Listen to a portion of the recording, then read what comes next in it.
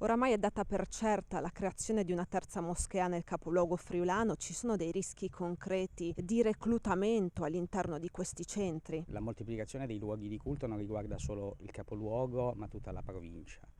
E noi abbiamo fatto una ricerca nel 2010, dopo 5 anni siamo già costretti ad aggiornarla perché appunto registriamo la nascita di ulteriori luoghi di culto in località che vanno da San Daniele a Cividale.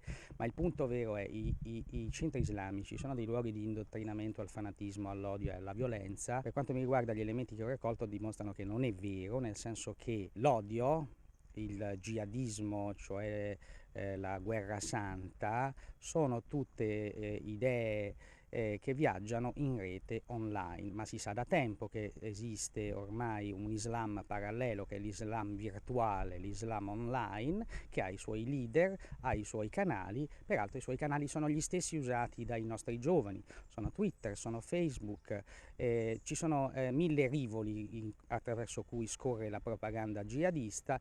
L'incremento della popolazione musulmana nel nostro contesto rischia di mettere in crisi l'identità cristiano-cattolica? L'identità cristiano-cattolica è in crisi da tempo, peraltro secondo il desiderio, la volontà, io oserei dire anche l'accanimento di una forte schiera di dirigenti, intellettuali che sono da tempo sul fronte contro la Chiesa cattolica. Ricordo solo che quando si è fatto questo immane sforzo per dare una Costituzione all'Europa, c'è stata una spaccatura all'interno dei paesi europei che volevano chiaramente indicare nel preambolo che l'Europa si riconosceva nelle sue radici cristiane. Questa spaccatura ha prodotto un documento in cui le radici cristiane non esistono più.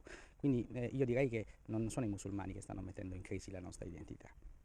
È anche vero però che i musulmani hanno una visione della società, dell'uomo e della donna molto diversa dalla nostra. La convivenza è un valore imprescindibile, ma sotto l'ombrello dei principi inderogabili della nostra Costituzione, che stabilisce per esempio che l'uguaglianza è un principio intangibile.